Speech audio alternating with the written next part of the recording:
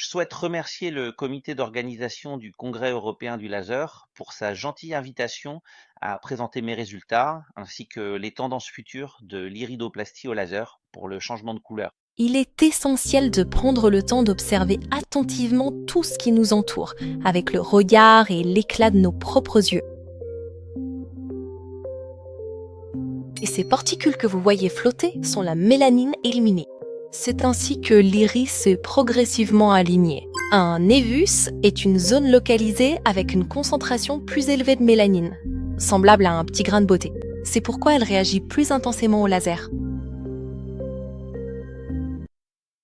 L'iridoplastie au laser que nous avons introduite en 2012 consiste en le traitement de l'iridoplastie. Laser avec un laser mixte ablatif et thermique uniquement sur la couche la plus superficielle de l'iris, sans affecter du tout le stroma ni la couche pigmentée postérieure, comme vous pouvez le voir sur ces diapositives.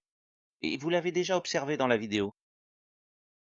L'iridoplastie au laser est en train de devenir une technique supplémentaire en ophtalmologie, de façon similaire à la PRK et au LASIK, où on élimine une fine couche tissulaire de la cornée pour corriger des défauts de réfraction, comme la myopie, l'hypermétropie et l'astigmatisme. Dans l'iridoplastie au laser, nous éliminons une fine couche de tissu pigmenté superficiel de l'iris afin de réaliser un changement de couleur des yeux. Et tout comme pour la PRK et le LASIK, nous n'endommageons pas les tissus adjacents et ne générons pas d'effets secondaires.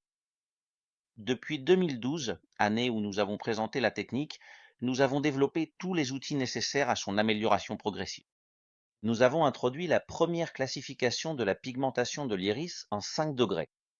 Nous avons réalisé les études d'histologie nécessaires pour observer l'effet de différents types de lasers sur la couche pigmentée superficielle de l'iris. Nous avons développé de nouvelles applications pour la prise de photographie oculaire. Merci. Pour la simulation des résultats et le logiciel d'analyse colorimétrique de l'iris, ainsi que du suivi de l'évolution du traitement. Nous avons publié dans des revues internationales prestigieuses nos résultats sur de longues séries de patients traités, avec une démonstration statistique de l'absence d'effets secondaires et d'une très grande efficacité, sécurité et prédictibilité de la technique. Et plus important encore, nous avons démontré de façon statistiquement significative l'absence de lésions trabéculaires grâce à la tonographie AR, ce qui nous permet d'écarter que cette technique puisse provoquer un glaucome chronique pigmentaire à long terme. À la date d'aujourd'hui, en 2026, avec plus de 10 000 patients traités aux 2 yeux, si l'on calcule une moyenne de 5 phases par patient, on constate que nous avons réalisé au total plus de 100 000 traitements quotidiens, ce qui garantit pleinement l'efficacité, la sécurité et la prédictibilité de cette technique. Pour pouvoir évaluer la sécurité de l'iridoplastie au laser, nous avons réalisé 2 techniques exploratoires, l'une fonctionnelle et l'autre anatomique. La technique fonctionnelle est la tonographie par R, qui a démontré de façon statistiquement significative que le flux de sortie de l'humeur aqueuse, la variable C, n'est pas altéré à long terme. Et la technique anatomique a consisté à réaliser des photographies de l'angle iridocornéen sur 360 degrés à l'aide du gonioscope automatique, NIDEC, qui a mis en évidence un schéma typique de l'iridoplastie au laser, avec des dépôts pigmentaires uniquement dans la partie inférieure de l'angle iridocornéen. Mais il existe un fait paradoxal. 99,9% des ophtalmologistes dans le monde entier croient avec les sociétés d'ophtalmologie que l'iridoplastie au laser provoque un syndrome de dispersion pigmentaire et un glaucome chronique pigmentaire, alors que nous avons démontré de manière statistiquement significative que ce n'est pas vrai. Nous allons revoir qui décrit un syndrome de dispersion pigmentaire suivi d'un glaucome chronique pigmentaire. Ils le décrivent à travers 3 signes. Premièrement, l'utilisation de Krukenberg. Deuxièmement, une transillumination positive. Et troisièmement, un dépôt de pigment sur la face antérieure du cristallin et sur les zonules. Dans le syndrome de dispersion pigmentaire et le glaucome chronique pigmentaire, il y a une attente de façon chronique de l'épithélium postérieur de l'iris, jamais de l'épithélium antérieur de l'iris, et cela se caractérise par ces 3 signes qui n'apparaissent jamais chez les patients traités par iridoplastie au laser. En ce qui concerne les défis auxquels nous sommes confrontés pour améliorer la technique, nous pouvons citer les suivants. Continuer à augmenter son niveau de sécurité. Bien qu'il soit déjà très élevé, il s'agit d'améliorer encore les résultats en termes de couleur, de pouvoir prédire et améliorer le niveau de brillance. Du résultat, de pouvoir réaliser des traitements personnalisés selon les souhaits de chaque patient, de réduire le nombre d'étapes et finalement d'obtenir un traitement en une seule fois, comme cela se fait en chirurgie réfractive. Les améliorations que nous introduisons récemment concernent un logiciel avancé d'analyse colorimétrique de l'iris, la réalisation systématique de la tonographie par air et de la photographie de l'angle camérulaire sur 360 degrés de façon automatique, dans certains cas sélectionnés d'OCT et d'angio-OCT, dans 100% des cas de photographie par transillumination et infrarouge, et la prescription, dans les cas suspects, d'un test génétique du glaucome. Lorsqu'il existe des antécédents familiaux, l'utilisation de différents lasers avec des effets variés permet d'atteindre des objectifs de couleur personnalisés pour chaque patient, le développement de nouveaux collyres, et enfin, parvenir à un laser capable de réaliser tout le traitement en une seule étape, comme en chirurgie réfractive. Le nouveau logiciel Analyzer Pro nous fournit toutes les données indispensables pour pouvoir réaliser l'iridoplastie au laser de manière efficace et sûre. Tout d'abord, il calcule automatiquement la colorimétrie quantitative de l'iris au départ et son évolution au fur et à mesure que nous réalisons les séances de laser. Deuxièmement, il nous fournit une topographie en 2 dimensions, en noir et blanc. Grâce à l'utilisation de la photographie infrarouge, il est possible d'évaluer l'irrégularité de la surface irienne. Troisièmement, il nous montre une topographie en couleur en 3D afin de pouvoir montrer au patient l'évolution de son traitement. Quatrièmement, il nous montre la photographie de l'angle camérulaire sur ses 360 degrés afin de pouvoir évaluer les dépôts de pigments. Et enfin, il calcule de manière quantitative un feu tricolore de risque qui prend en compte 6 facteurs. Premièrement, le degré de pigmentation. Deuxièmement, la profondeur de la chambre antérieure. Troisièmement, l'angle camérulaire. Quatrièmement, la pression intraoculaire. Cinquièmement, la tonographie taraire. Et enfin, le flair et l'effet Tyndall induit par l'application du laser. Dans cette vidéo, vous pouvez voir comment nous utilisons le logiciel Analyzer Pro au quotidien dans notre clinique.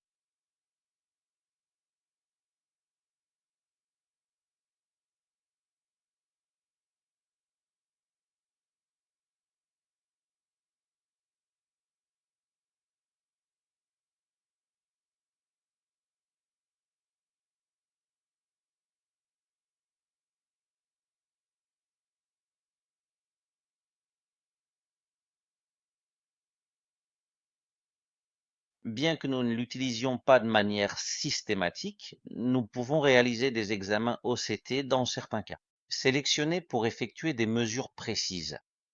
Des couches iridiennes de l'épithélium pigmentaire antérieur, du stroma, et de l'épithélium pigmentaire postérieur. De même, nous pouvons réaliser une angio-OCT sans utiliser de fluorescéine afin d'évaluer l'état du réseau vasculaire irien avant et après les traitements. La photographie par transillumination est très utile pour évaluer l'état de la couche postérieure pigmentée d'iris, qui est celle affectée dans les véritables syndromes de dispersion pigmentaire et dans les glaucomes chroniques pigmentaires. Cependant, chez les patients traités par iridoplastie au laser, ces photographies ne montrent pas cette détérioration de la couche postérieure, car nous n'appliquons le laser que sur la fine couche pigmentée antérieure de l'iris. Nous avons récemment introduit la photographie infrarouge afin de pouvoir évaluer la densité des fibres de collagène du stroma d'iris. Cela permet ainsi de prédire de manière plus fiable le degré de brillance de la couleur que nous obtiendrons à la fin du traitement. À gauche, nous voyons un exemple de densité moyenne. Merci. De fibres de collagène qui fourniront un niveau de brillance normal. Et en revanche, à droite, nous voyons un cas où la densité des fibres de collagène est très faible. Ainsi, la brillance obtenue à la fin du traitement sera faible. Dans cet exemple d'un degré 5 avec un pigment de mélanine foncé, Nous pouvons voir grâce à la photographie infrarouge que la densité de collagène est moyenne à élevée, ce qui nous permet de prédire que le degré de brillance à la fin du traitement sera élevé. Le test génétique du glaucome à ongles ouverts offre une très grande sensibilité pour l'évaluation du risque de glaucome chez les patients ayant des antécédents familiaux. Et nous le réalisons systématiquement lorsqu'un patient nous informe que des cas de glaucome ont été diagnostiqués et traités dans sa famille. À gauche, nous pouvons voir un résultat où un seul gène est affecté et à droite où il y en a 3, 4 ou 5 gènes liés au glaucome qui se sont révélés positifs. De cette manière, nous pouvons accepter ou refuser un patient en raison d'un risque élevé. Depuis 2 ans, on utilise 6 lasers différents avec des effets variés dans le but d'obtenir des résultats spécifiques, personnalisés selon le souhait de chaque patient. Nous utilisons le jack laser classique, des lasers SLT, des lasers à impulsion ultra courte, des lasers SLT à impulsion moyenne, des lasers SLT à impulsion ultra longue, des lasers à millisecondes avec effet thermique et des lasers infrarouges en millisecondes pour le traitement des tissus non pigmentés. Comme vous le savez tous déjà certainement très bien, il existe aujourd'hui de nombreux types de lasers différents qui produisent systématiquement des effets variés selon les paramètres spécifiques utilisés lors de leur fonctionnement.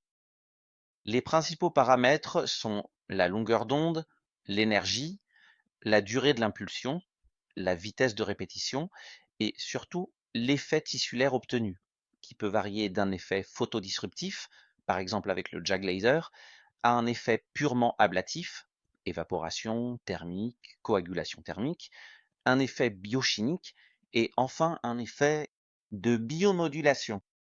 Selon chaque cas, selon le degré de pigmentation, la densité de celle-ci, l'épaisseur de la couche pigmentée, nous choisirons l'un ou l'autre laser, en fonction de leurs différents paramètres, afin d'obtenir le meilleur résultat personnalisé selon les préférences de chaque paramètre, afin d'obtenir le meilleur résultat personnalisé selon les préférences de chaque patient. L'iridoplastie au laser peut obtenir différentes couleurs, mais elles sont virtuelles et non réelles, comme celles des lentilles de contact colorées ou de la kératopigmentation avec l'utilisation de pigments biologiques. Les deux effets optiques qui expliquent ces couleurs virtuelles sont l'effet Rayleigh et l'effet Ney.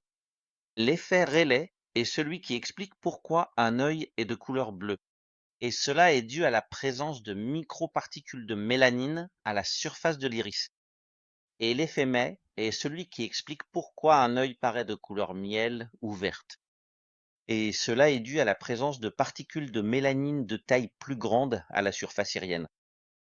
En nous basant sur ces deux effets et leur modulation, nous pouvons choisir différents lasers selon le souhait de chaque patient, afin de pouvoir éliminer une quantité plus ou moins importante de pigments, et ainsi pouvoir laisser des particules de taille différente à la surface de l'iris, qui produisent un effet Rayleigh ou un effet maille afin d'obtenir différentes couleurs. Celles-ci peuvent être de couleur marron clair, miel, verte, grise ou bleue. Sur ces photos, nous pouvons voir des résultats de couleurs allant du marron clair au miel ou au vert clair. Merci. Grâce à l'utilisation de lasers SLT à durée d'impulsion moyenne ou ultra longue qui renforcent l'effet optique MAI. Ce sont les lasers recommandés lorsque le patient souhaite obtenir une couleur de cette gamme. Cependant, si le patient recherche un résultat de couleur grise ou bleutée, nous devons renforcer l'effet optique Rayleigh en utilisant des lasers SLT à durée d'impulsion courte ou ultra courte pour une élimination maximale de la mélanine. En haut, nous pouvons voir des exemples de résultats de couleur grise qui sont généralement obtenus au premier stade de pigmentation, niveau 4 et 5. Et sur la rangée inférieure, nous pouvons voir des exemples de résultats de couleur bleutée, qui sont généralement obtenus au premier stade de pigmentation, 2 et 3.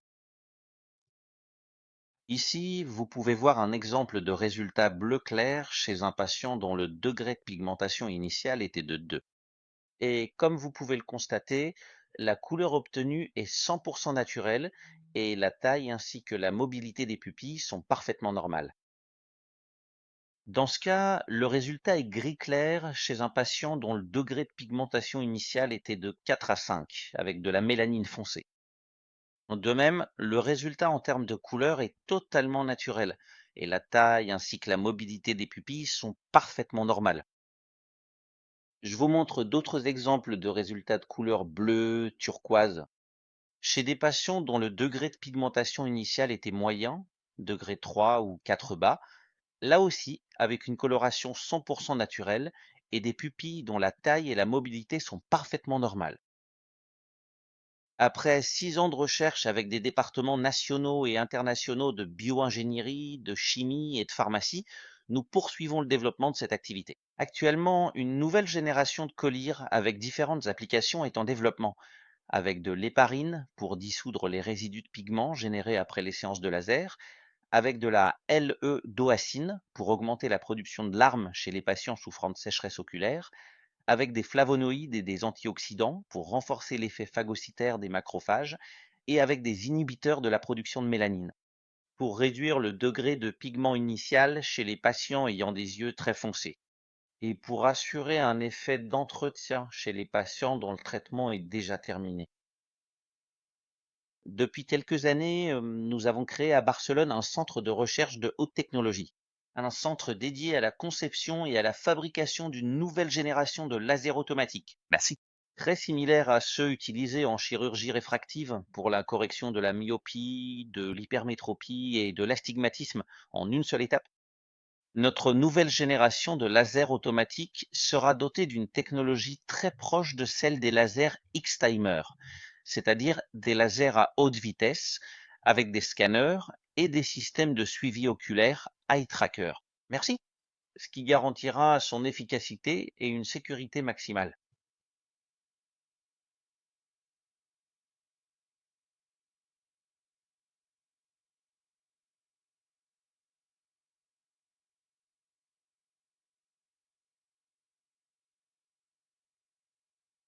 Dans cette vidéo, vous pouvez voir à quoi ressemblera un traitement d'iridoplastie au laser avec la nouvelle génération de laser automatique, qui ne durera que quelques secondes, entre 20 et 30 secondes, pour traiter tout l'iris, et qui sera équipé de systèmes de suivi e-tracker pour garantir une sécurité totale.